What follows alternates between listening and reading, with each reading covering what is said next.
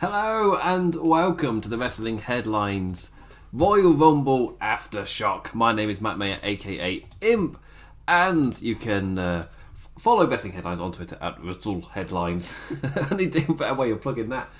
Anyway, the Royal Rumble has just finished about 15 minutes ago or so. And I'm here at the very early British time of 10 past 4 in the morning to go through the show and everything. But recently, we've just finished the Men's Rumble, which main evented the show. Personally, I'll before I go into each match specifically, I'll talk about how I felt throughout the show.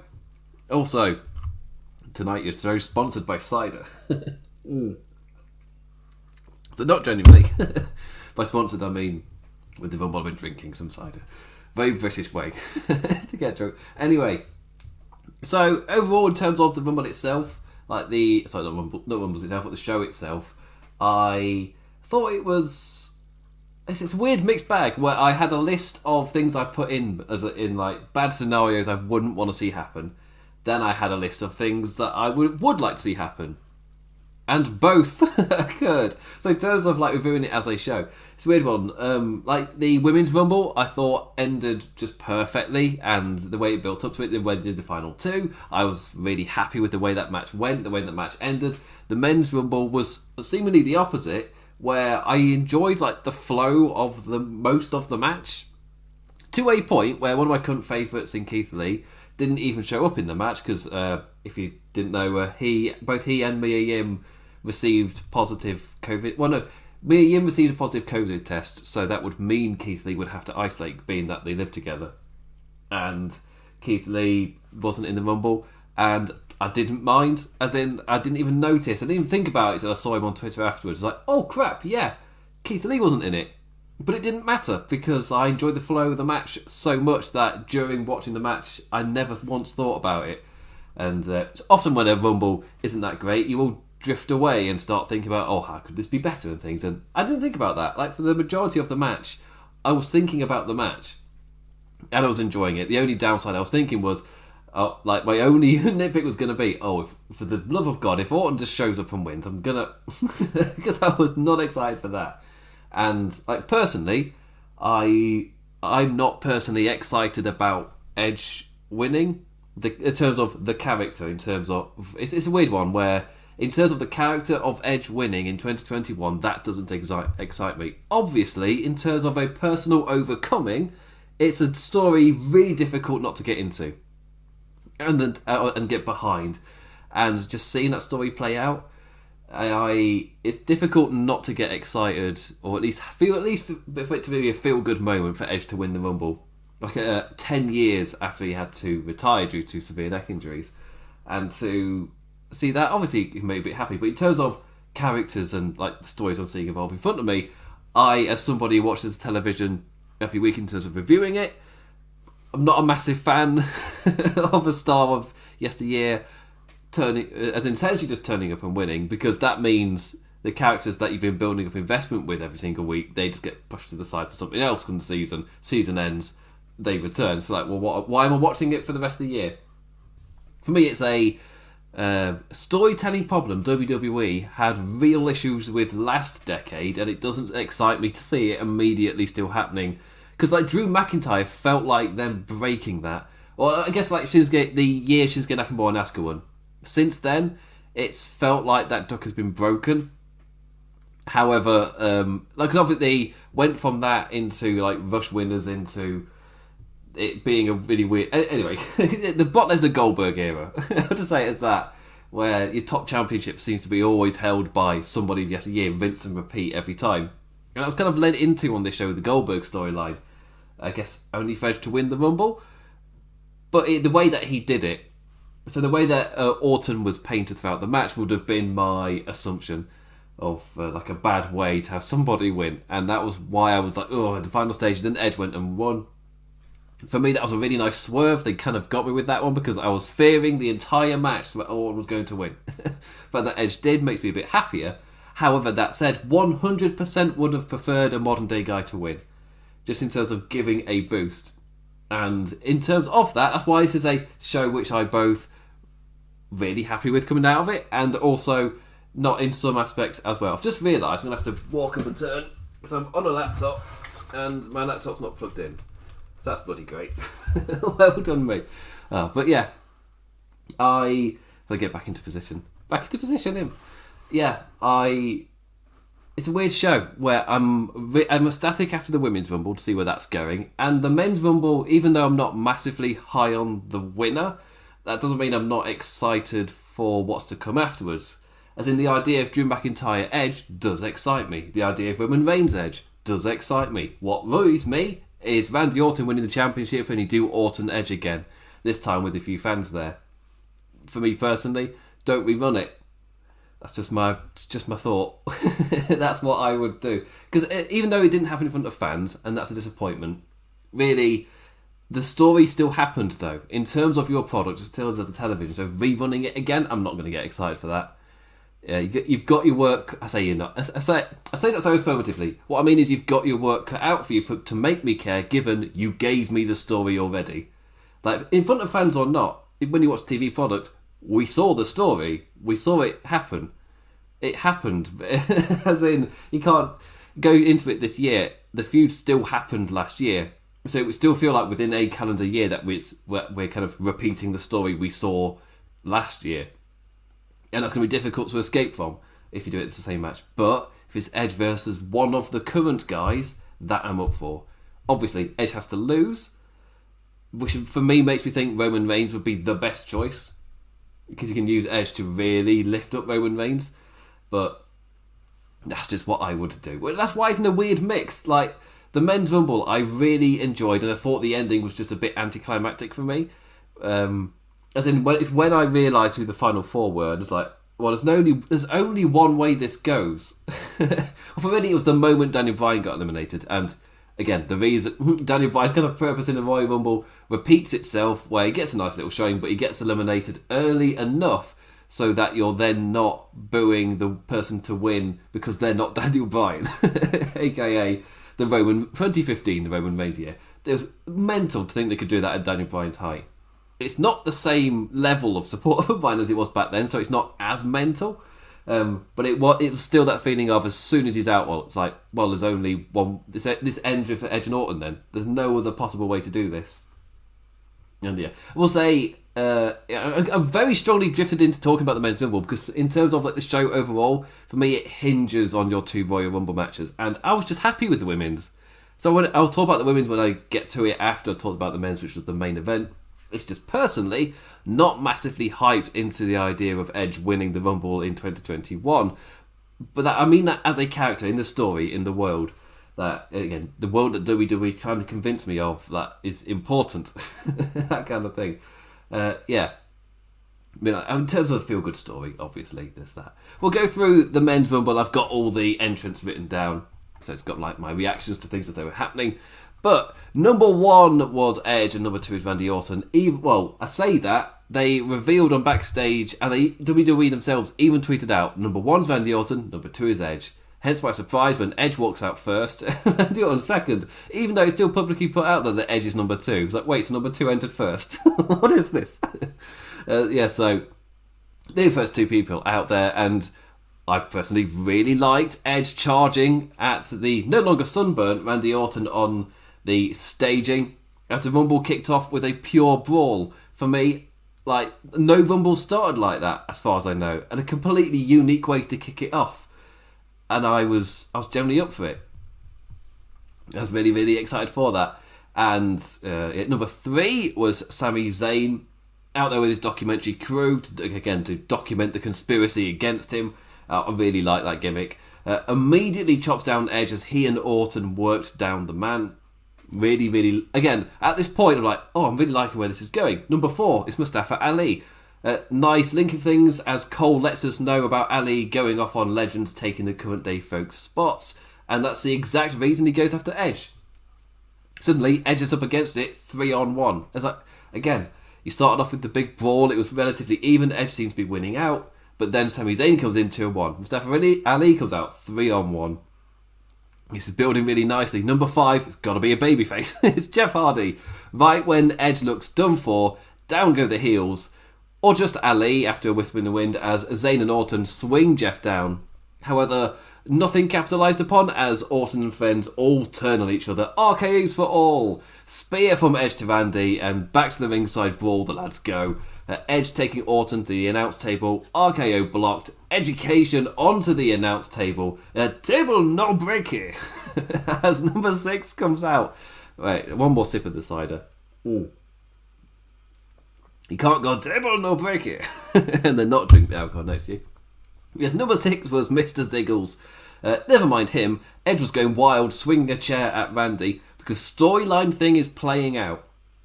And back in the ring, Ziggler eliminated Jeff Hardy. I thought that was kind of like a nice thing. Like Jeff Hardy, in terms of the purpose he was used for in the match, he served his purpose. He stopped Edge from getting eliminated when it seemed like blatant he's going. So up you pop. You served your storyline purpose. You no longer exist.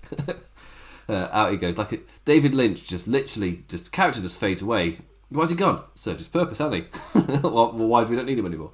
Anyway, Edge back in full of adrenaline, but he's outnumbered once more. Jeff Hardy was the guy, but no, now he's again against the odds, just hanging on to the ropes for the next entrant. Of course, different being no Randy Orton. And Shinsuke Nakamura is number 7. He's got momentum from recent weeks. Will it secure the lad a nice rumble? Not particularly. As in, not an awful one. He wasn't like...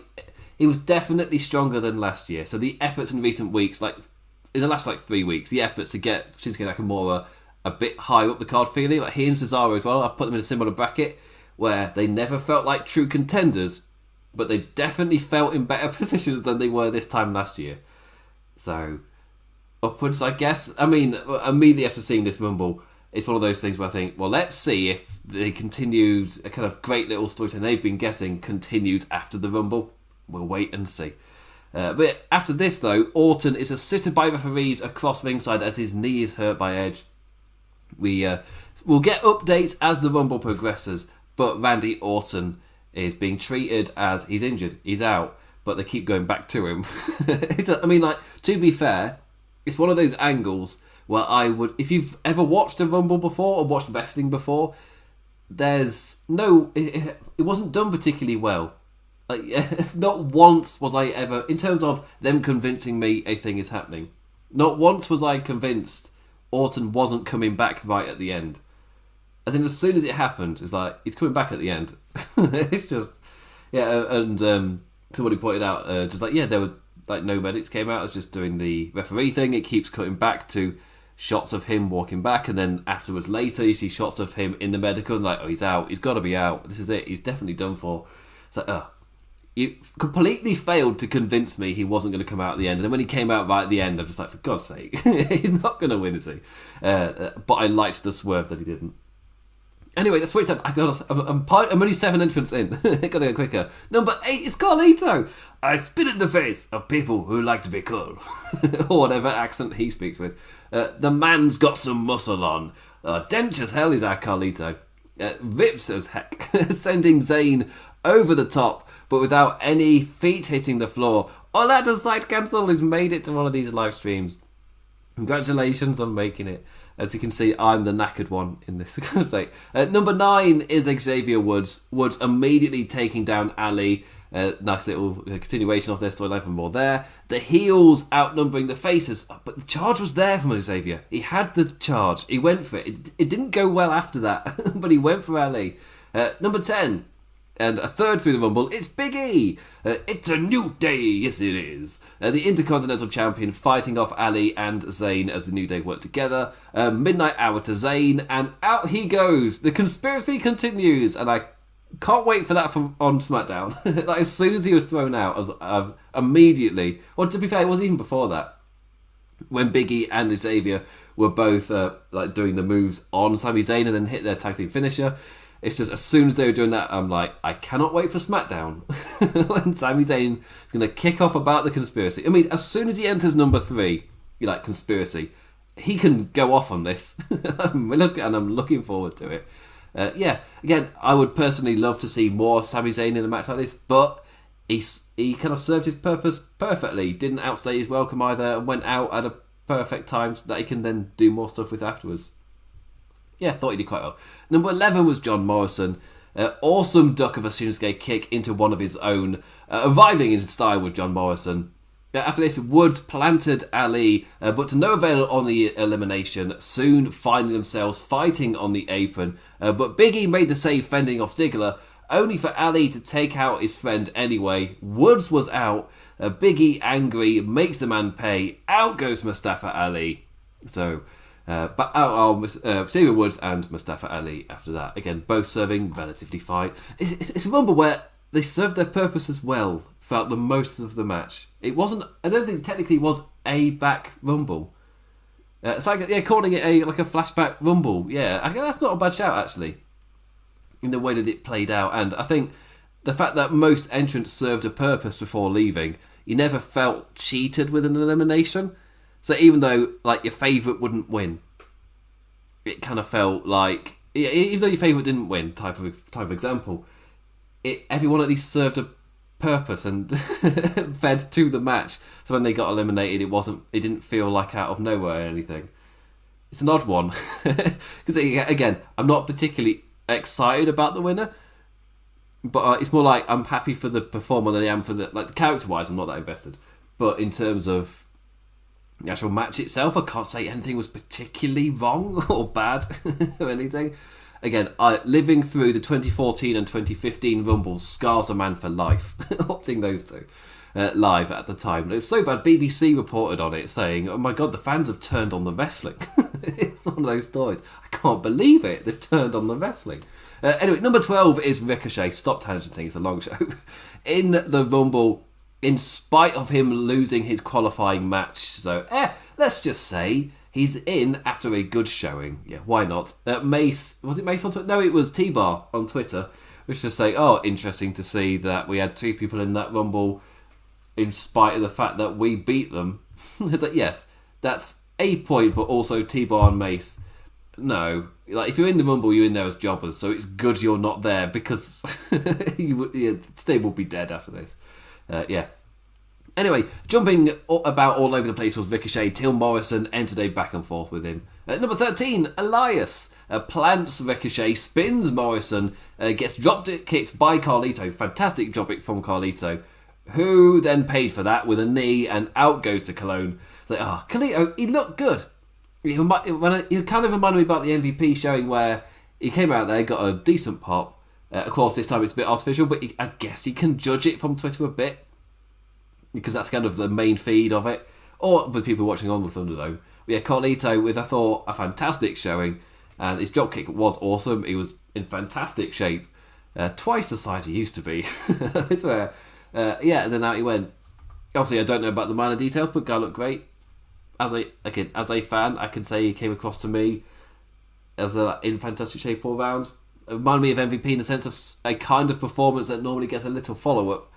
However, WWE never been massively high on the Colognes in a way. His kind of pushes back in the day, it confused me a little bit of whether they were higher on him or not in a way. But yeah, there's spots on the card for an MVP type of spot. Yeah, never gets that. Number 14 is Damien Priest. Our first NXT man in the match. The reckoning to Elias, then going on to clobber Ricochet and Morrison. And out goes Elias via Damien Priest. And this is when we got our video of Randy Orton getting attended to backstage, as commentary tried to convince me he's not returning. And as I was saying earlier, they failed to convince me. I never once believed it, which in terms of, I guess that's a storytelling failure. But also, it was a Rumble match where everybody served their purpose. So again, it served its purpose. The story they told wasn't bad. They just never managed to convince me of the case. So it's weird. Measuring them by WWE's standards, I'd give this a plus. Measuring it by actual storytelling standards, no, you didn't convince me, so it's a fail. But by WWE standards, yes, it's fine. It's alright. I'm not going to moan too much. Number 15 is The Miz. The Mr. Money in the Bank's 13th Rumble appearance. In anger, destroys Bad Bunny's DJ set after their backstage interaction ticked him off earlier. Ticked him off because it's PG. I can thank the WWE announce team for that. I know just say way stronger things. Anyway, teamwork with Morrison in the ring.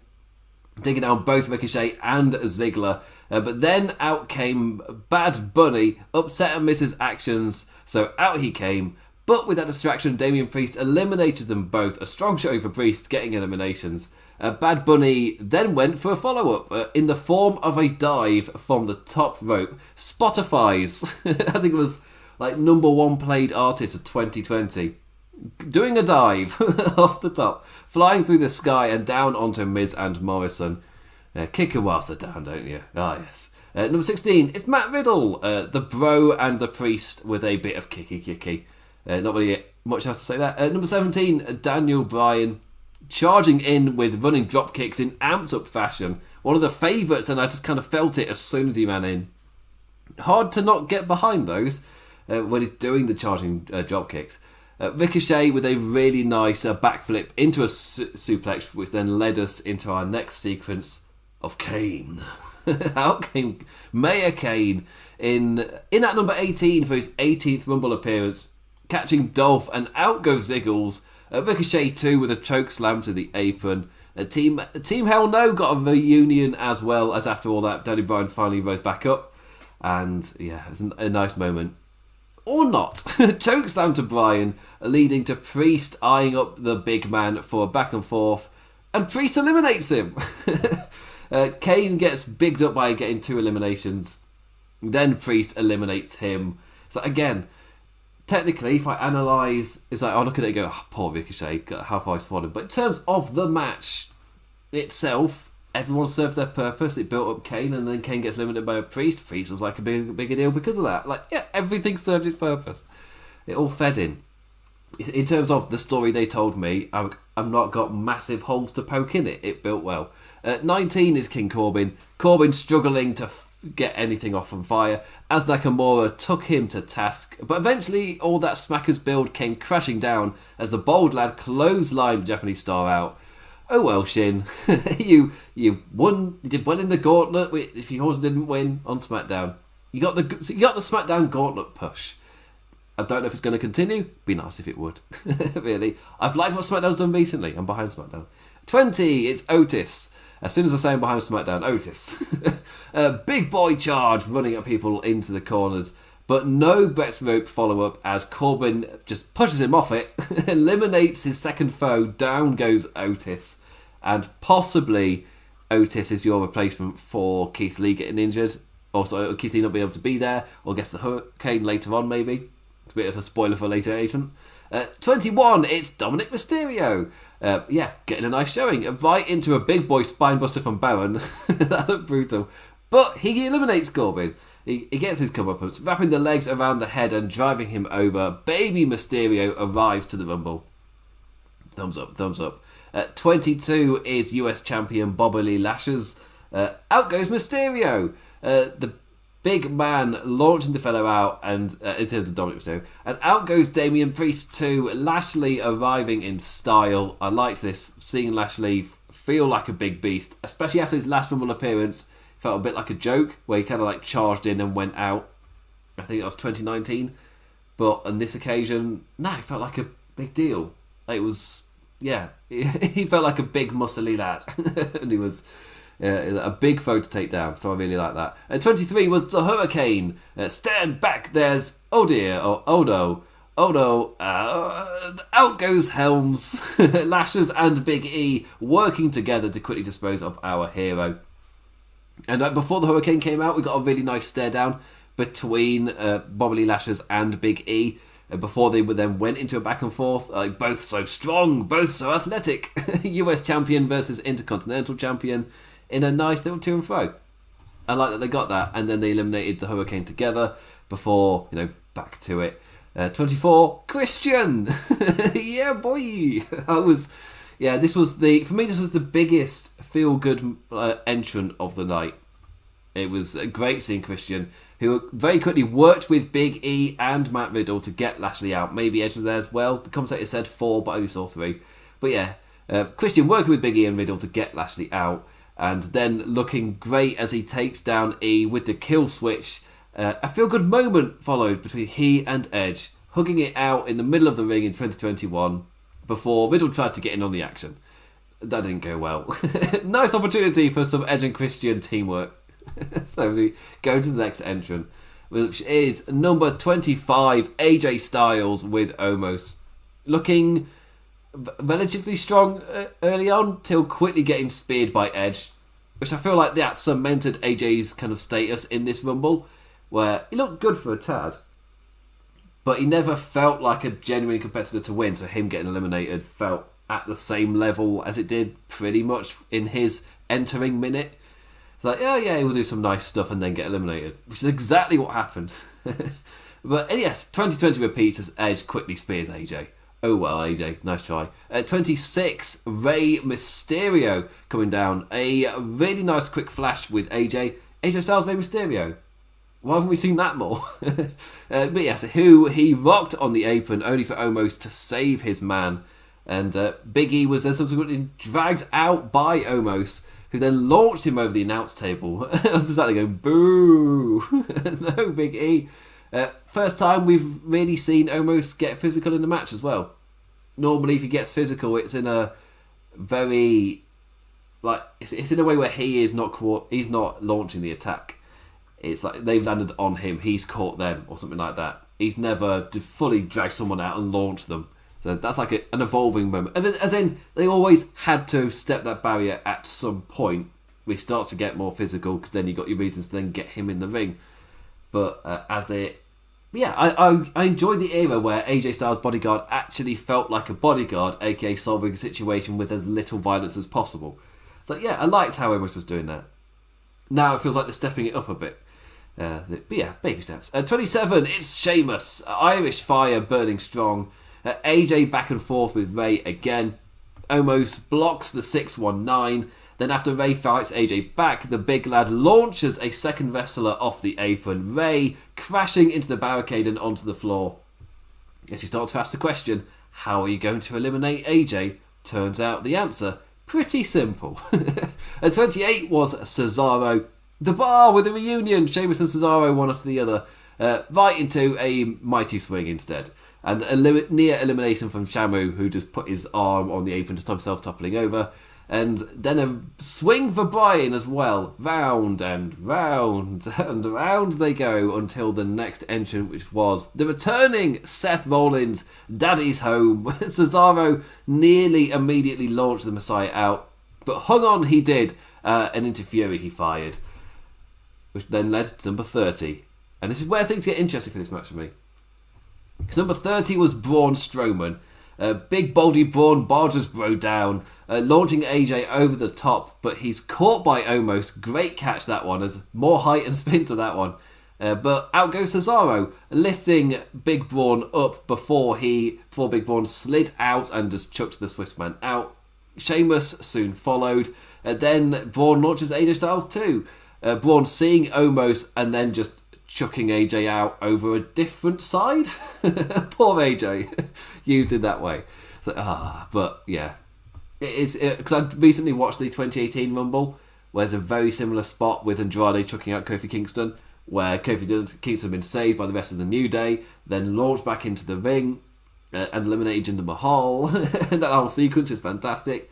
But then Andrade goes to throw out Kofi and sees the New Day there, just chucks him out the other side. It's like, yeah, it's smart. I like that. Same thing here. It's just, it's a shame it's AJ Styles. For me, he's like a main event guy. I mean, to be fair, going into the Rumble, he wasn't at that level. He doesn't feel like a top main event guy who could win the Rumble. So him going out here is perfectly fine. Yeah. Also, as we then reach our final climactic moments, we get a piped in "This is awesome" chant. Never sits well with me because it never feels like it's at the right point. And to be fair, it's so difficult to determine that. Now, even fans don't do it at the right point, but when fans are doing it, at least fans are doing it. When you're deciding when to do it, it's a bit of an odd chant to put in, really. But yes, the chants were piped in as all the lads were down till Riddle and Bryan rose for a series of chops. The remaining lads going into a nice run. Bryan running the shop and going into, again to repeat myself, a really nice back and forth with Riddle. The groundwork really getting shown off. Great stuff. Till Rollins slides in. He was hiding on the outside. He hits him down and into a curb stomp and launches Daniel Bryan over the top rope. Daniel Bryan is out. Again, dreams are crushed. Like, you'll never win a Rumble, Daniel. You'll never win. It's not because, again, the reaction to the news that Daniel Bryan was a favourite was, of all the Rumbles, the one without fans. But also, it's like, but it is, it is a bit late. It's way after he should have won. Like 14, 15, one of those years. But went with neither because had all the plans already set. It's like if you weren't watching wrestling in 2014, 15, because it was 5-6 years ago now. I guess the equivalent is in 2019 when they went with Becky Lynch winning, they instead went with Charlotte, and Becky Lynch just isn't in the match. I guess if Becky Lynch gets forced to the match come WrestleMania, but in the Royal Rumble, Becky Lynch never takes down Lana. She never is the replacement. Charlotte just wins.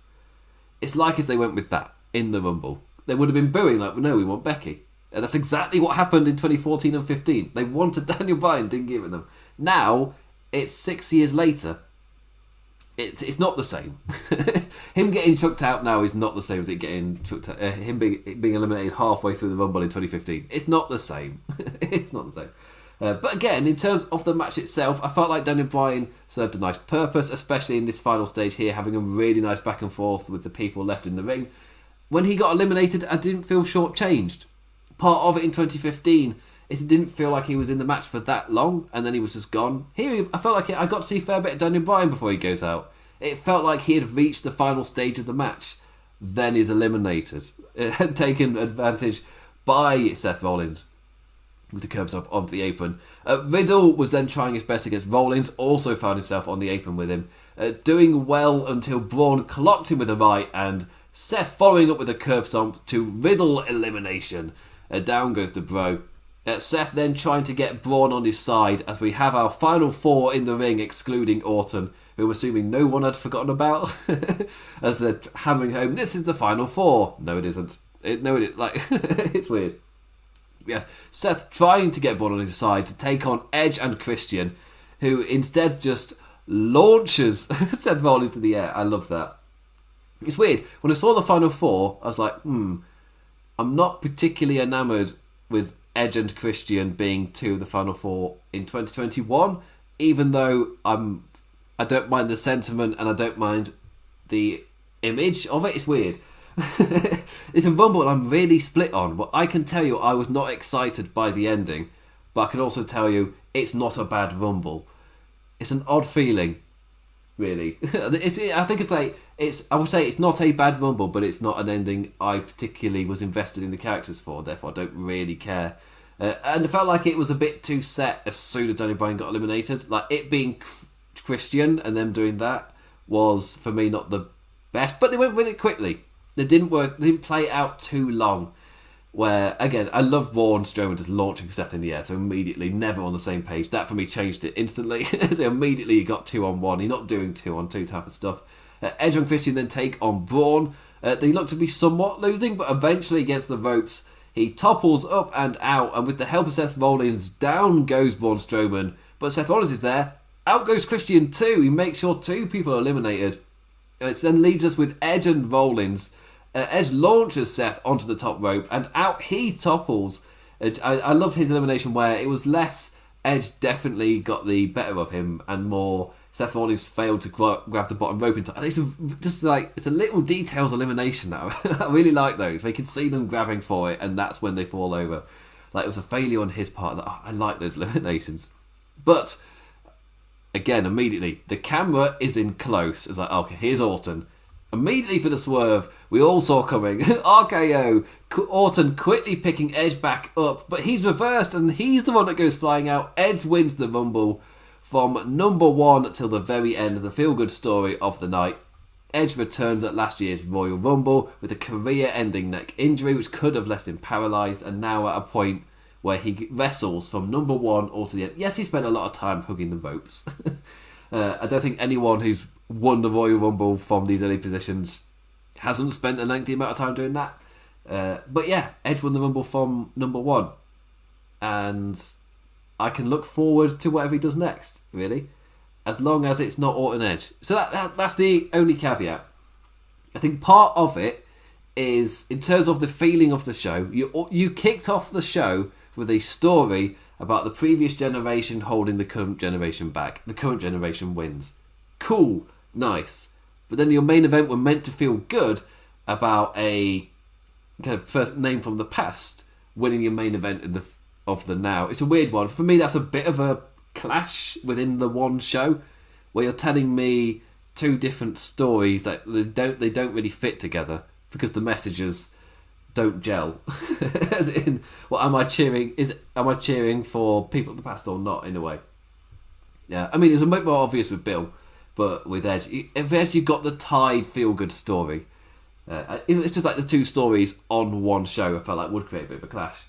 That said, as I already said at the start of the show, if Edge goes and loses to Roman Reigns, I feel like that might be the best road to go. If we're given Edge versus Randy Orton, as I said, even though their storyline didn't happen in front of fans, it still happened. I still watched it. I've still seen it played out. Therefore, in terms of, are you going to get me interested in seeing them again at WrestleMania? No, you're not. But that doesn't mean that somebody won't be. Because I reckon they'll tell it well. That's the thing that I learned from them last year, is they've got more than enough ability to tell this story really, really well. It's just that I've seen it. Yes, it sucks it wasn't in front of fans, but on your TV you still told the story with those characters. What happened in those matches still kind of led into this. So yeah. I will say I'm just happy there was no spooky spook in either Rumble. I felt like that was the perfect decision to do that. Yeah. Anyway, let's get into the Women's Rumble. For me, the two Rumbles are the most important thing to talk about on these shows. And then we'll get into the three singles matches they were. And then I'll be going to bed. But first, cider. Ooh. Oh, I love that. Yes, it is 10 to 5 in the morning. But it's cold enough that I started drinking this about an hour and a half ago, I want to say, because I'm writing notes. I don't always have the opportunity to do it. Yeah, still chilled, still cold. The amazingness of living in a cold country. Anyway, the fourth annual Women's Royal Rumble match. So I am very high on this match. The men's one I felt a bit split, where I felt like technically no person didn't serve a purpose. That's way too many negatives in a match. But yeah, nothing on it felt like it was just like a throwaway. It all built or led to something, or had a tie, or you had a reason for being there to then do something for this other person. Like, it all tied in a way. It was just, I'm personally not super invested in. I am somebody who likes to see the current generation kind of get their opportunities and succeed. I'm very much in that kind of way. And you jumping back to an old name, for me, says that for your big show, that's more of a failure on your part, that you've had to call back on a previous character to try and get me invested because your current story isn't good enough. For me, that's what I see when I see that. That said, the Edge story is more unique than other ones. It just so happens that we had that stretch of Evolution members winning, and again that weird stretch of Goldberg or Brock Lesnar holding the championship going into WrestleMania. So we're overly full on that, like, legend versus current guy story, and I felt like Goldberg Drew McIntyre was the perfect epitome of that. Like, as a fan base, we're full. We've had our filling of it. I'm ready to move on. I'm ready for the current generation to have their own match against each other, and I think that's what's been missing from WrestleManias for a while now. When was the last time we had two current generation people wrestling each other in the main event of a WrestleMania? And I can't remember. It's been that long. I want to say, no, we had The Rock and John Cena. When was it? I can bloody find this. Technically, I feel a bit harsh with Shawn Michaels and The Undertaker. I want to say that was technically the last one, but that was somebody retiring, and you got a legend in The Undertaker who was still fully wrestling at that point. So I think I'll go with that. Unless I've completely forgotten about a main event. Oh, The Miz, John Cena. There we go. Got it. WrestleMania 2011 was the last time we got a full-time like main event. A full-time kind of two current guys. I guess closer would be Brock Lesnar, Roman Reigns 2015. But still, the fact I'm having to search like that, for like, again, that's why we're overly full. It's not a short-term thing. It's like an issue that's crept up this past decade. And that's why, like, one of my big things for them to fix is you build up your story on your TV show, then you kind of pick for the main event of WrestleMania instead of just bringing another name back in. And even though Edge is a feel-good story, it's still the same thing. And that's why I've struggled to get behind him winning the Rumble instead of a character on the show. I can still feel really good for Adam Copeland. I can say, yeah, that's an amazing thing that he's come back. And just applaud that. And it's a fantastic feel-good moment. But in terms of the character, I'm overly full on that specific story. And it's just like, oh, we're getting it again. I am done with the like legend or big name from WWE past coming back to then wrestle the guy of the current day. I mean, to be fair, the biggest issue was you knew Brock Lesnar was going to win the championship back, so it felt like whatever happened at WrestleMania didn't matter. Obviously, with Edge, you don't know, but I don't get the same feeling that's what would happen. I would, personally, what I do, whichever champion he goes against, he loses but gives us a great story, and most importantly, that champion isn't Randy Orton. Be it Roman Reigns, be it Drew McIntyre, whoever he faces, he doesn't win against. That's what I would do. Anyway, point being, Women's Royal Rumble, I felt like was the opposite, where sometimes during it, I didn't feel like everything linked together perfectly. However, by the end of it, I was really happy with the entire match. That's what I mean by the opposite in the men's, where as I was watching the match, I was like, I've got no idea who's going to win. This is great. As long as it's not Orton, this is great. I was watching it build, and by the end, I was like, I feel a bit anticlimactic with that ending, even though it's technically really feel good. However, with the women's one, I wasn't super invested throughout the entire match. However, by the end of it, really happy. That's what I mean by the opposite. Anyway, I will go through in order. But yeah, on the surface of it, really happy that Bianca Belair was the winner. But I need to bloody get on with this. It takes so long to go through each Rumble. So, number 1 was Bayley. Immediate pop from me, knowing we're getting lots of Bayley. And she's been fantastic this year. Her getting that spot is just, for me that's great. That kind of, it's like a applause for, or an acknowledgement for the great work she's doing, that you're being trusted at number 1 to hold this. Yeah. Number 2, it's Naomi returning. Like, how long's it been? Like, Naomi getting a wee show off as she makes her return. Nice. I was happy that. Like, last year, she absolutely exploded outside of wrestling and getting loads of mainstream attention, and WWE did absolutely nothing with it. Then COVID happened. It was like never capitalised upon, and she just disappeared. Now she's back. Yes, it was great. Number 3, Bianca Belair. Bayley's foe of recent weeks gets stuck right in on the former women's champion, showing off the athleticism with the handspring moonsault before the power almost eliminates Naomi. But yes, the perfect way to showcase Bianca Belair. I think she had entered in a similar spot last year, but this year it felt strong. Number 4, Billie Kay. So Billie Kay is an interesting one, where I've seen quite a few American people say that they find her voice irritating and a bit grating. But as an Englishman, I just think she's hilarious. I think her comedic timing is amazing. And of the Iconics, I never found their voices irritating. I've always found them funny. I don't know if that's just like the way, because different countries find different noises irritating, just because, of course, the tone that we're used to hearing so often. I've always found them hilarious, and Billie Kay just upped it since doing the resume stuff. I really enjoyed it. Anyway, off to commentary she goes, as the 3 in the ring have a really nice sequence, leading to Belair only just hanging on. The woman using her strength to her advantage to scare me into her falling out. She's just dangling and flailing, but obviously so much trust in her own strength to do that. Billie would then spend the night trying to get each entrant to accept or at least take her resume in a nice little running gag bit. Somebody eventually did. Number 5 was Shotzi Blackheart, our first NXT lass.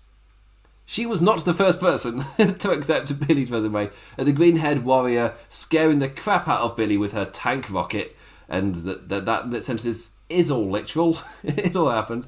Before making her way in, sent on balling into a Bianca. At number 6, Shayna Baszler. I was like, here we go. The serious look on the new women's tag champion. And just a little serious minute before number 7, Toni Storm. And not even being a fellow Aussie let Billie make a friend. Sad face. Toni making her way in for a run of corner hip attacks before getting her own bum in the face via Naomi's rear view. And Baszler eliminates Shotzi, flipping her overhead, as Baszler is put over as a bit strong, which comes into the match later. At number 8, Jillian. Oh no, she's singing. Where immediately I popped like, oh, it's Jillian. Then she starts singing, oh wait, no, oh, it's Jillian. She started singing.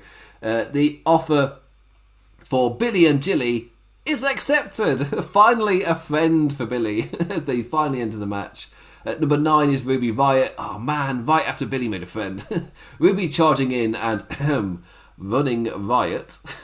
Number 10 is Victoria. The Black Widow makes her return. 8K camera and all. Finally come the 4th Women's Rumble. That's so awesome to see. She was like one of the first names mentioned by fans. So she's been a name wanted for quite some time. As in, like, really up there as well. So the fact they took 4 Rumbles to get her here, that's the only shame. It's fantastic to see her. It's interesting that the fans put her as such a name so high up the list that they wanted to see.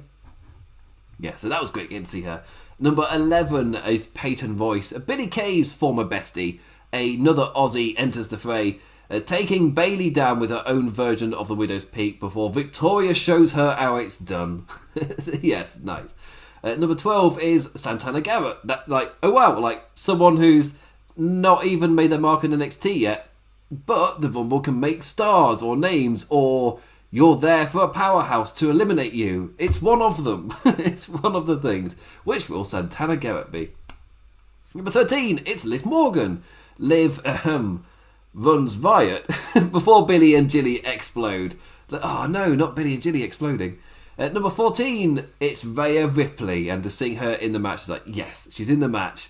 Give her a really strong showing. The first full-time entrant to receive an 8K entrance, because one before this was Victoria. And I was just like, if that says anything, just like, Rhea Ripley got an 8K entrance. If that means anything. Immediately eliminating her longtime rival Toni Storm as well. Nice to see that transfer and get a nod on the main roster.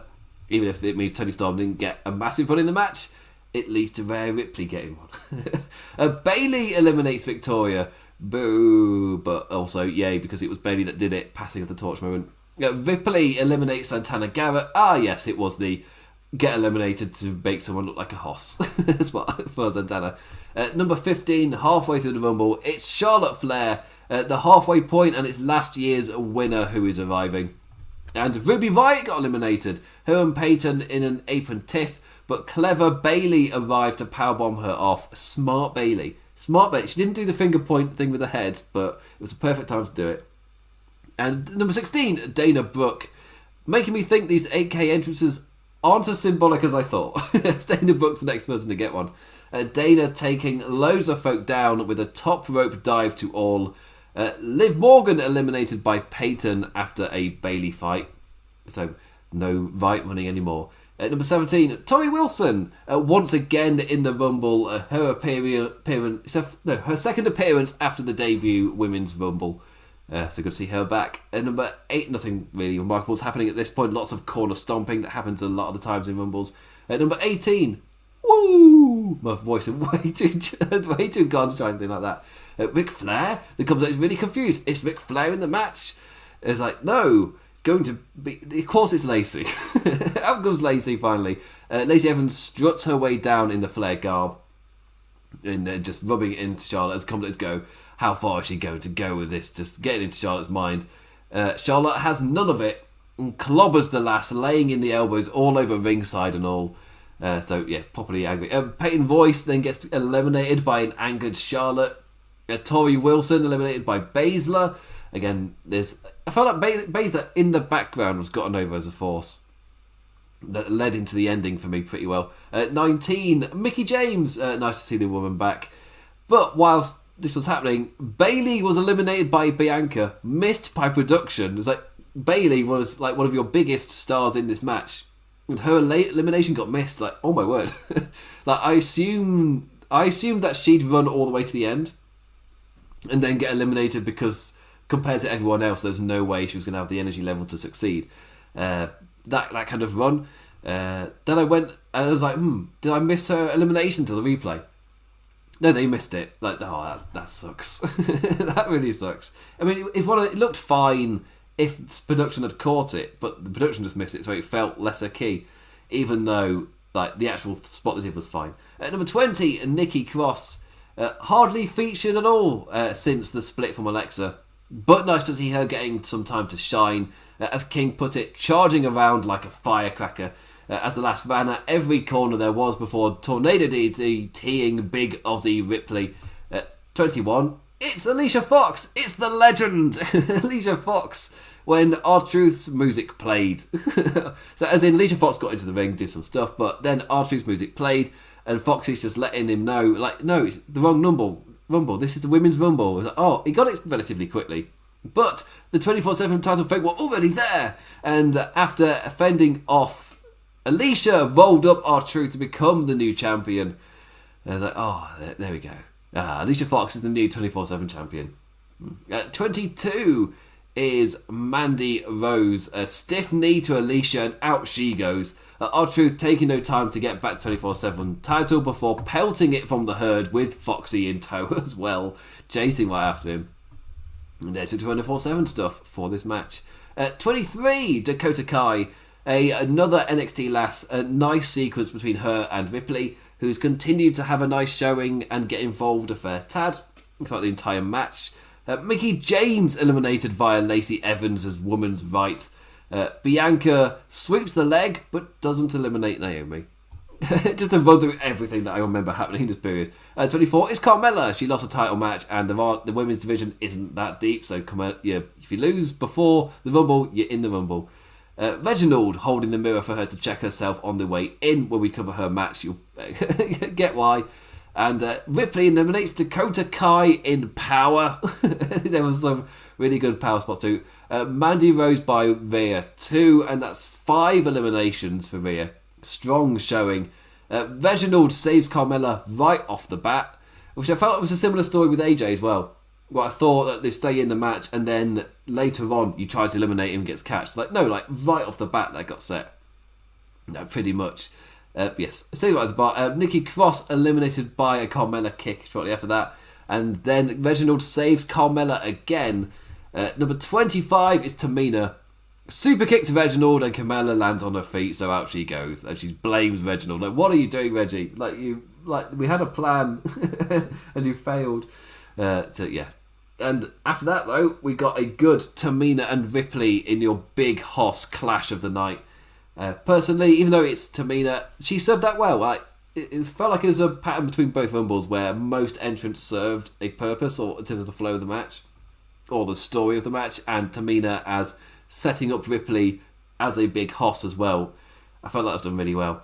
Bianca and Naomi were continuing to have their back and forth. Naomi kind of fell out the ring but didn't put her feet on the floor, which was just on her back. Lacey tried to eliminate Bianca, but the last caught her feet on the ropes before Naomi then used Bianca's hair to pull herself back to the ropes, with them both just staying there right at the feet of the bottom rope before they worked together to launch themselves back in.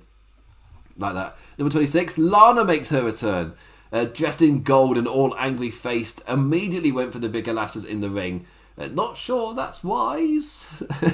Number 27, Alexa. Also, I don't know if it's meant to be a big return, but it didn't feel massive, like Lana returning. I don't know if there's I don't know if it's the flow of the match or whatever it was, the position she came out in, or if it was meant to be that. So yeah, 27, Alexa Bliss. Demented Bliss, and immediately I'm like, okay, here we go, time for Spooky Spook, and she gets a little bit of offense in, and then the lights start to flicker. It's like, right, here we go, things might get weird from here. Will I like this Rumble from this point? Oh, Ripley! Ripley cuts her off before Alexa Bliss could transform or do anything, and throws her out, and we see no more Bliss, no more Fiend actions or anything. Ripley doesn't pay any price for that. And for me, that was the biggest pop of the night. Because personally, I felt there was a real worry that they could go full spooky spook and, for me, just destroy the ending of this match. But they stepped away. They didn't do that. They were wise with it. They were wise. Number 28, Ember Moon, back with a main roster showing after dropping down to NXT, after the main roster pretty much had nothing for her. Doing relatively well on NXT, starting to feel like a bigger deal again. And just hits a few eclipses before serving her purpose. Number 29 is Nia Jax, a smirk on her face as she enters the ring to run a riot with Shayna Baszler. Lacey Evans out via a Baszler knee to the face. Moon doesn't last long, so out she goes too. And Naomi chucked out by the duo. Tamina then is the next person, pays the price for wrongly assuming the bond between her and Jax. The women's tag champs eliminating the woman before turning on each other with really soft punches. It was really weird. I was like, oh, come on, this is be like a big spot of sorts. Baszler then gets thrown out by Jax. Lana steps up to Nia. If you get the repetition of that, takes the opportunity to go after her foe and into a wee chase, and Nia Jax eliminates herself by charging at the former Russian. It's kayfabe. It's fine. Out goes Jax, and this is when number 30 enters. Lana getting her revenge on Nia for all that pain. Number 30 is Natalya, as was established on WWE Backstage, also clad in gold. Lana and Natty, gold friends? Maybe that you're both wearing gold? Taken down by the women's champion. So women's tag team champions. Baszler and Jax use this to roll back into the ring and angrily take down everyone. Back on their feet, Natalya turns on Lana and out she goes. So you build up, you do that, and then out goes Lana. For me, that was the only jarring elimination, I think, of the entire show, really. Down to our final four of Natty, Belair, Ripley, and Charlotte. And again, for me, the men's one, when they're hyping up the final four, the reason it didn't hit is because 100. It was never in doubt that Orton was returning. I was never convinced that he wasn't. So it's final four. I'm like, no, it's not. This is the final four, and for me, that really, really helps. Ripley knocked on the apron by Natalya, but Belair launches the Canadian out. And we have our final three and a really nice little standoff. The two younger stars teaming together to take last year's winner down. But after Flair fought back, we entered a nice little triple threat. Ripley nearly eliminated Flair. Handspring from Belair didn't work, but the two charging together did. Flair is out, and Rhea Ripley and Bianca Belair are our final two as they realise, sat on the apron, and it's really slowly rolling in. And just don't do anything silly. Just both really rolled in and then charge at each other again. Both women going out to the apron before sliding back in. And yes, this was a really nice ending sequence, leading into such an awesome final two for the Rumble. Both women going for their finishers, countering each other to no avail, charging at each other in hopes of lariat. But after a run of misses, Bianca sends Ripley crashing out. Bianca Belair pulls the Ric Flair and wins from number 3, winning with a tear in the eye. After 56 minutes, Belair does it after an amazing performance. And yeah, star-making performance with Bianca Belair. Yeah, all the way from number 3. You got to see her in action, showing all of the words that she's been talking, I guess, and in terms of the obstacle courses with Bayley, here you really got to see it in action. It's by the time we hit WrestleMania, surely there's no way she's not going to feel like a big deal. A post-match interview with Bianca, talking about her family, before she then climbs the corner to point at the sign in the pyro. A really, really strong win for me, this one. And again, for me, a Rumble gets you excited for the future, type of thing. And this match did that. Awesome to see Bianca Belair get that, and really as well. For me, I'm interested in Edge, depending on who he faces. But it's the same pattern. I just would like to see two guys from his current era main event WrestleMania. Well, I guess I was struggling to come up with one. I guess Becky Lynch, that's the one. Becky Lynch, Charlotte Flair, Ronda Rousey. That's the one I'd probably call. But in terms of the men's, when was the last time? Brock Lesnar's either held it or Goldberg's held it. It's not been a great run. I think it's fair to say. Anyway, I've got 3 more matches to cover. They were the 2 Royal Rumbles. Women's one, I'm really high on, even if the bulk of the match didn't do for me as well as the bulk of the men's match did. But for me, the women's ending landed a hell of a lot better than the men's ending landed. I think it's just because a lot of it hinges on them convincing you Randy Orton wasn't coming back, so it's a big shock when he does. And then it's a great swerve when Edge eliminates him. But because I never once believed that, the ending falls flat. Because you know he's arriving, then when he arrives, there's no shock at all. It's like, well, here we go. And then, for me, the only shock was... I won't even call it a shock, it was a nice surprise that it wasn't Randy. But then I look at it and go, but it's still... big name from wrestling past coming to face modern day person. It's the same pattern we've seen year on year on year. I just want to see 2 guys, the current generation, main event WrestleMania. It's not going to happen, is it? It just feels like it's not going to happen at this point. More cold cider. Yes. Anyway, we have got 3 more matches to cover, so might as well jump right into it. And because it is 5:10 in the morning, it needs to go to sleep at some point. So we kicked off the show with the WWE Championship, Drew McIntyre versus Goldberg.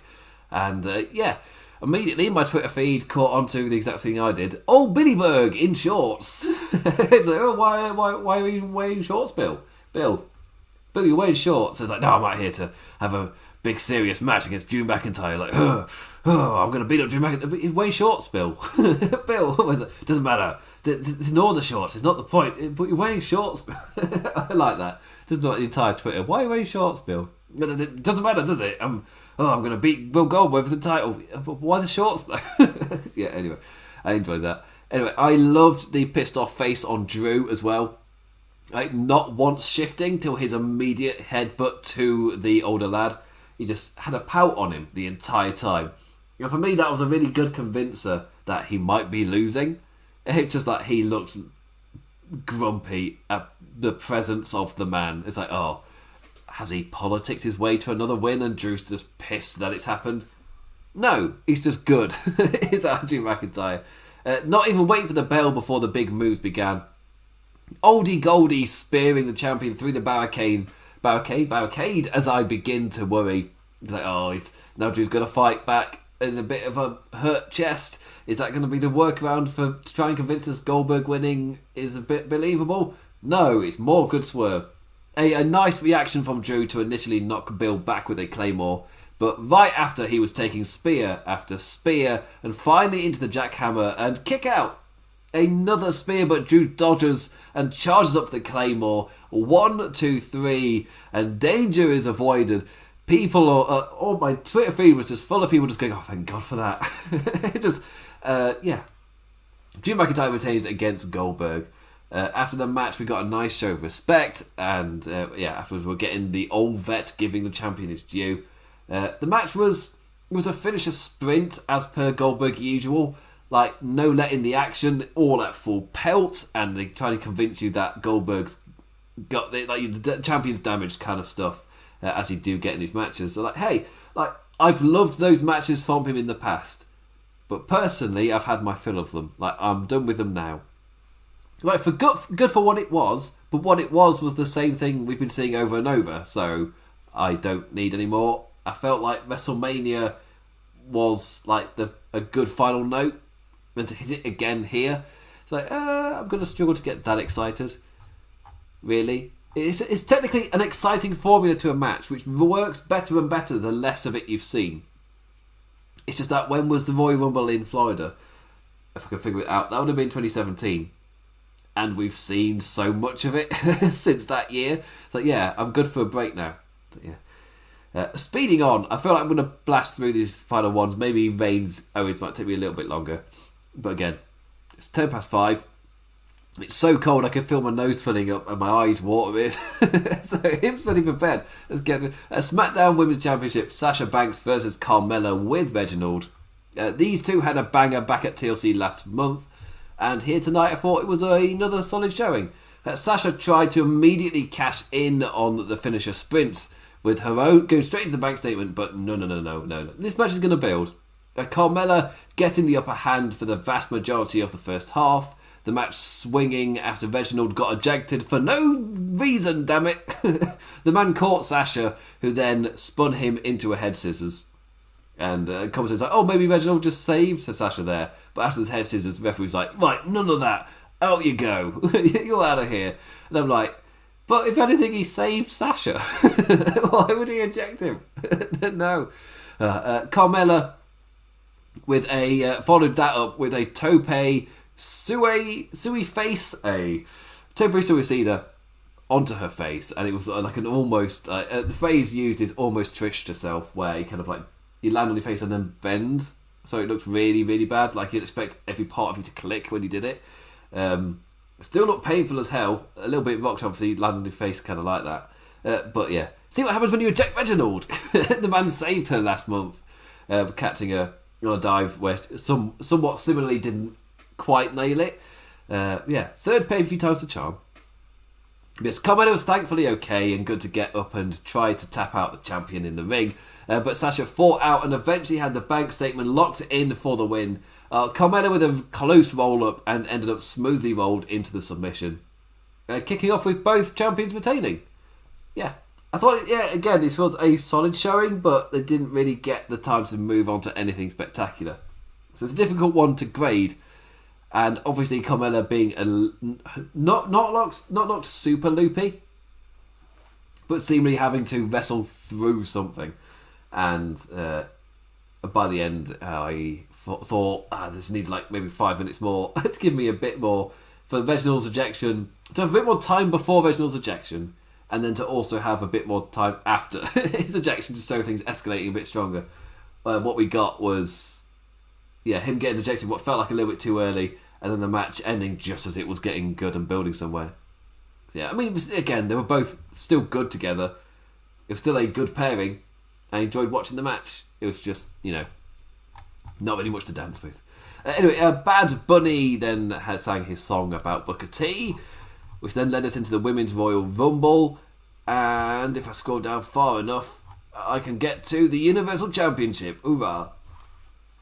Also, you would have noticed I've skipped over the backstage segments and things that led to certain spots or whatever, including Pete Rosenberg becoming 24/7 champion.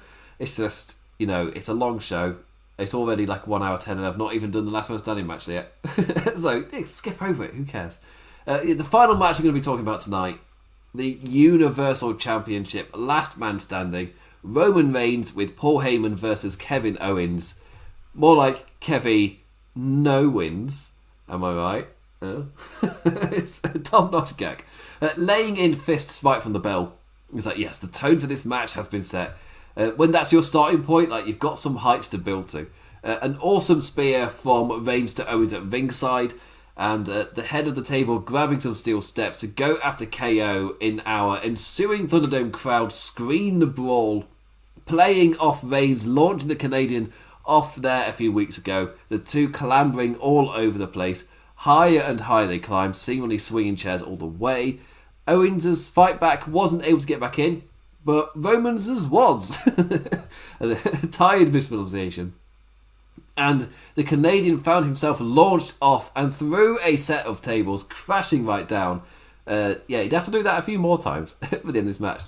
But the Canadian made it back to his feet, like stumbling backstage as Reigns had a look of misbelief on his face. The camera then stayed with Owens as he wandered all the way backstage, and he got to see that, Tropicana Field is big.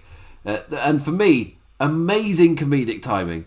The referee is saying, like, can you protect yourself? Like, if you can't protect yourself, the match is over. Right, okay. Steps back. Reigns! With a golf cart. It's just the fact you say, right, if you can't, you can protect yourself, okay, good. Okay, fine, I believe you, that's fine. Golf cart! Runs him over. It's just, amazing comedic timing. The Tribal Chief then spent a tad too long chatting crap, and that let KO back in spite of running him over with a golf cart. And Reigns then gets popped up powerbombs through a backstage announce table. That's a sentence. Owens then with a splash off production boxers, but it's still not enough to keep the Chief down. Like, we've got to elevate things. oh, there's a forklift. It's forklift time, mother effers. KO climbed up high and sentoned off the forklift. And this holy S-word chants piped in as Reigns barely beat the count. That looked like a painful table spot off the forklift. It was an awesome looking senton as well. Yeah, it looked fantastic. Proper backstage brawl as well. But Owens is the one dragging Reigns back into the arena. The first time we've really seen Rollins struggling to protect himself since his return. I liked that. The sudden swing of a spear through the lower Tron, and Owens was only just staying in the match by using the staging around him to prop himself up. He saw the devastation. They wreaked havoc backstage, and then they came to the main stage and just charged through the Titantron. It's like, you start to feel what it's going to take for this match to end. They were really building it really, really well. However, with all that happened, we then entered the phase of Roman. Yes, Roman Reigns. Like, Reigns kicking into full, what are you going to make me do mode. It's like, you're not staying down. What are you going to make me do? It's like, I love that about his character. I love it when he kicks into that gear. However, once again, KO was there fighting back. Reigns' handcuffs were used against him, and KO ended up cuffing the man to the lower part of a lighting rig, making it impossible for the champion to get to his feet and meet the 10 count. And that's it.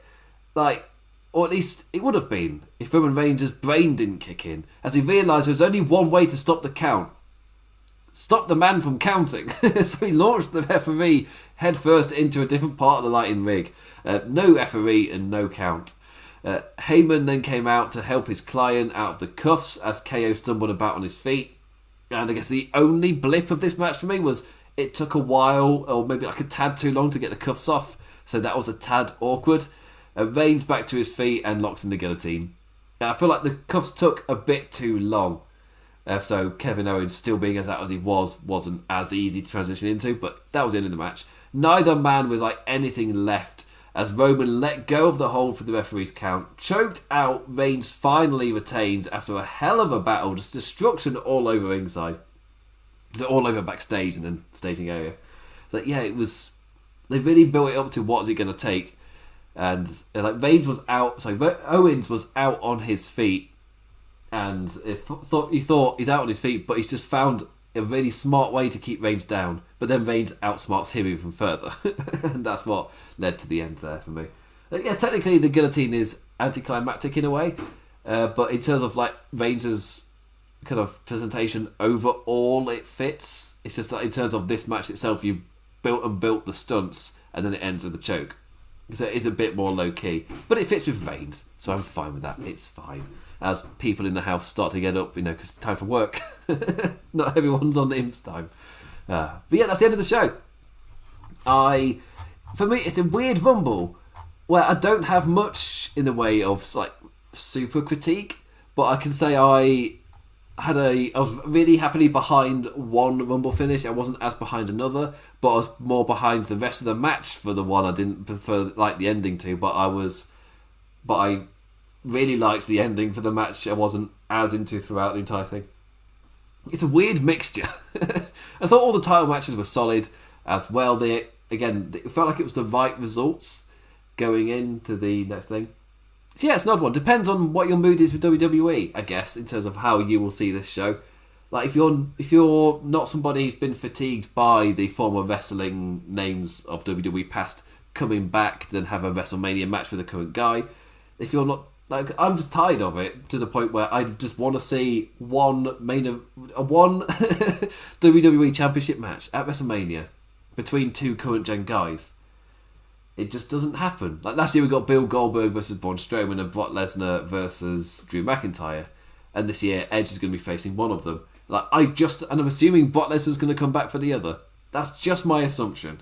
I would prefer that not to be the case, but again, that's just my assumption.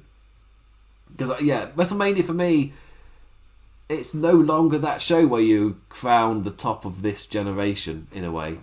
It's the place where you have your big names and you try and make it a showcase marquee match to bring in different fans, in a way.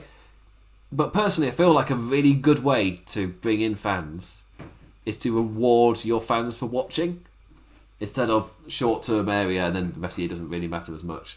So, no, reward your fans for the time investment. That's what I would. That's my way of for me of making it look like it'd be worth to tune into your show by like the time investment you've given from over the past year. Reward that time investment.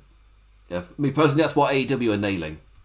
Like, more time invested, you get more reward out of the show. As in, like, watching Being the Elite, it's more time investment, and you get more out of AEW if you do that.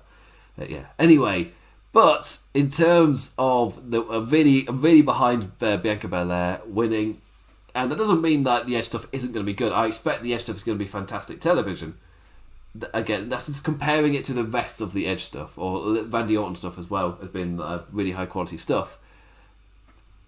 Yeah, that's that. Anyway, as my eyes are incredibly blurry, it was it's a weird Royal Rumble because I don't know if I can give a sentence because there's so many different balls being juggled here different plates spinning where I don't know what to give this show overall. I think in terms of my quote, I had my good scenario happen and I had one of my bad scenarios happen. So overall, it's a weird mixed bag. But outside of the Rumbles, all three of the matches ended with the exact result I would like as well. So again, that's another weird one where it's really only one match I'm not as excited for. I think that's the thing actually. Technically, I can see it was a solid show.